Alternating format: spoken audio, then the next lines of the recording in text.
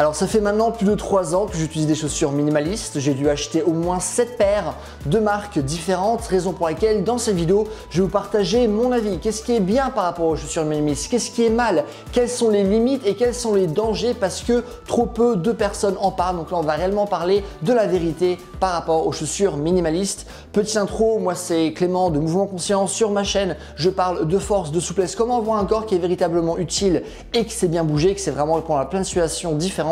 Aujourd'hui, on va parler de chaussures minimalistes. On va tous commencer par le premier point qui est pourquoi les gens achètent des chaussures minimalistes. Alors la première raison, c'est que la semelle, elle est vachement fine. Vu qu'elle est fine, on peut avoir de meilleures sensations. Les chaussures sont beaucoup plus flexible, on peut vraiment les tordre dans tous les sens, ce qui nous permet d'avoir vraiment un feedback excellent et de pouvoir bien orienter nos pieds en fonction des différents environnements dans lesquels on va évoluer. Ok, ça c'est le premier point. Deuxième point, c'est qu'il n'y a pas de drop. Ok, les chaussures sont toujours planes, il n'y a pas de talon, notre pied est à plat, ce qui nous permet vraiment d'avoir un feeling très naturel.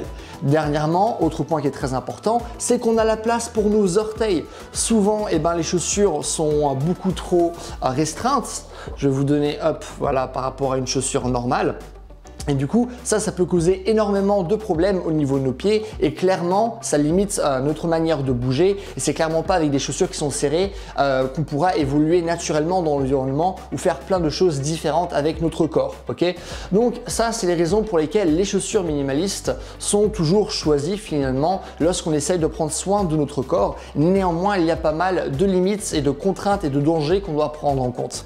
Premièrement, lorsqu'on est habitué à utiliser des chaussures normales toute notre vie, on ne peut pas simplement passer d'un extrême à l'extrême opposé. Ah tiens, j'ai eu des chaussures ultra restreintes avec lesquelles j'avais zéro sensation, maintenant je vais passer à l'extrême opposé. Non, c'est vraiment une mauvaise recette pour être en bonne santé.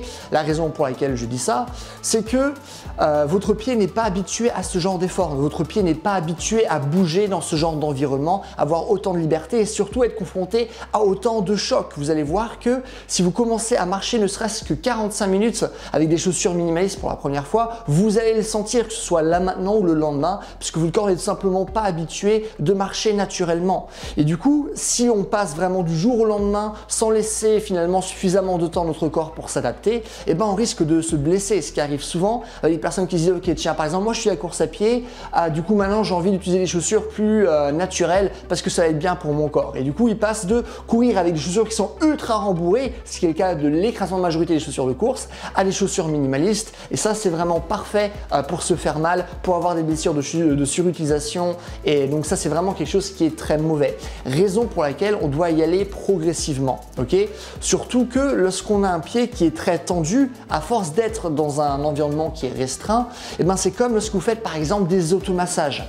Les automassages, qu'est-ce qu'on va essayer de faire? On va essayer de retirer des nœuds musculaires entre guillemets. Je dis entre guillemets parce que les nœuds musculaires ça n'existe pas vraiment, mais donc on va vraiment essayer de détendre des zones qui sont particulièrement tendues, ok? Et qu'est-ce qui se passe lorsqu'on essaye de détendre des zones qui sont très tendues? Ça fait vachement mal. Et c'est ce qui se passe justement avec vos pieds qui sont du coup très tendus lorsqu'ils vont aller sur une surface dure, comme on a pu le voir avec les automassages, mais là ça va être le sol, là ça va être les cailloux, et là ça va être donc très compliqué pour vos pieds de s'habituer à ce genre d'effort, raison pour laquelle il faut y aller progressivement, commencer à masser son pied, que ce soit par exemple avec des balles, commencer simplement à marcher naturellement avec nos pieds ou simplement utiliser nos pieds, aller en équilibre sur des slacklines, des rails d'escalier, commencer à sauter, réellement commencer à bien bouger notre corps pour que nos pieds soient déjà suffisamment habitués à utiliser ce genre d'effort. Et après, ce qu'on peut faire, c'est par exemple utiliser des chaussures minimalistes, mais avec des semelles qui sont un peu plus grandes. Par exemple, Phil Grounds propose des petites semelles que vous pouvez mettre en plus dans vos chaussures minimalistes pour vous permettre de vous habituer progressivement à ces chaussures-là. Et donc, au fur et à mesure, vous allez pouvoir utiliser vos chaussures minimalistes sans avoir de problème également. Vraiment, cette notion de force et de souplesse au niveau des pieds, à mon sens, elle est très importante. Donc ça, c'est le premier point. Le deuxième point que je vais aborder, c'est que ces chaussures minimalistes ont beau être très bien, elles sont également très chères et surtout, elles se cassent très rapidement. Comme je l'ai dit, moi, j'ai une démarche de mouvement, je fais vraiment plein de choses différentes avec mon corps, comme je pourrais faire de la gymnastique, comme je pourrais aller faire du parcours, ce genre de choses. Et ces chaussures-là vont excessivement rapidement, beaucoup plus que des chaussures normales, ok? Et donc si vous êtes quelqu'un qui pratique vraiment beaucoup de sport, ces chaussures vont vous coûter très cher, ok? Moi, c'est rare que ce genre de chaussures me tiennent ne serait-ce qu'un an. Par exemple, il y a des chaussures que j'aime beaucoup, c'est les Merrell Vapor Glove Luna 3, c'est mes chaussures minimalistes préférées, mais qu'est-ce qu'elles se cassent rapidement? C'est horrible, surtout lorsqu'on paye 120 balles pour avoir ce genre de chaussures en premier lieu. Donc ça, c'est vraiment quelque chose que vous devez garder en tête. Et en plus, par la suite, si vous faites des sports comme par exemple le parcours ou de la gymnastique urbaine ou peu importe, eh ben, vos pieds vont avoir besoin énormément de temps d'ajustement. On parle vraiment là de plusieurs années, vu que même là, ça me fait encore mal. Lorsque vous allez faire des sauts, etc., vos pieds n'ont tout simplement pas l'habitude de pouvoir travailler dans ce genre de contexte. Et a priori, c'est normal. J'entends des gens dire « Ouais, mais ce qui est encore mieux que les chaussures minimalistes, c'est de marcher pieds nus. » Ah ouais, comme si les humains avaient été faits pour marcher pieds nus sur du bitume, pour marcher en ville comme ça. Peut-être dans la nature, là à mon avis, ça fait vachement sens, mais dans un terrain urbain, sérieusement, non, je préfère quand même avoir une certaine protection par rapport à mes pieds. Donc je vais pas utiliser juste des chaussettes ultra minimalistes et juste avoir ça lorsque je marche ou être carrément pieds nus. À mon sens, ça c'est vraiment quelque chose qui est très mauvais, où on augmente grandement notre risque de blessure et aussi, eh ben, ça a tendance à nous recaler un peu socialement. C'est toujours, c'est pas forcément, enfin, comment dire, c'est toujours un peu bizarre lorsqu'on voit quelqu'un qui ne porte pas de chaussures comme ça dans la vie de tous les jours, ok?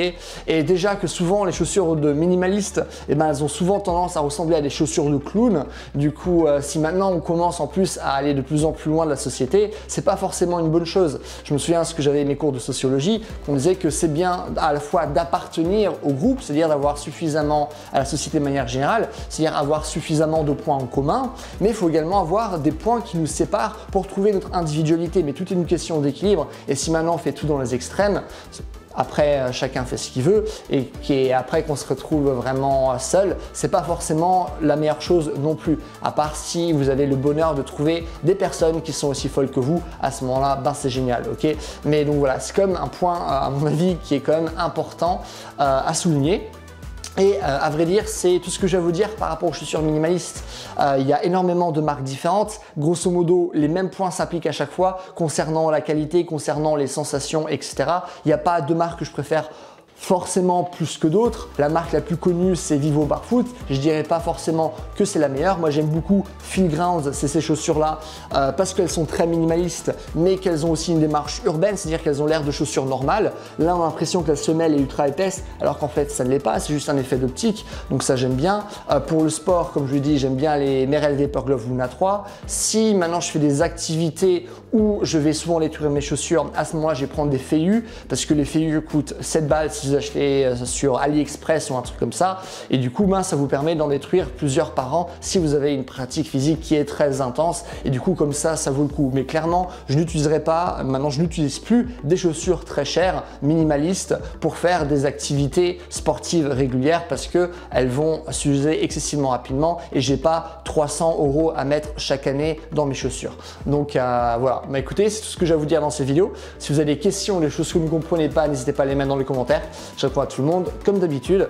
Et dernièrement, si vous voulez voir davantage de vidéos de ce genre, si vous voulez vraiment savoir comment développer votre force, votre vitesse, votre endurance, votre souplesse, avoir un corps qui est véritablement mobile, avoir vraiment cette démarche naturelle par rapport au corps, avoir un corps qui est véritablement capable de bouger, qui n'est pas juste beau comme ce qu'on essaie de faire aujourd'hui dans notre société, n'hésitez pas à vous abonner. Et en attendant, passez une bonne journée. Bye!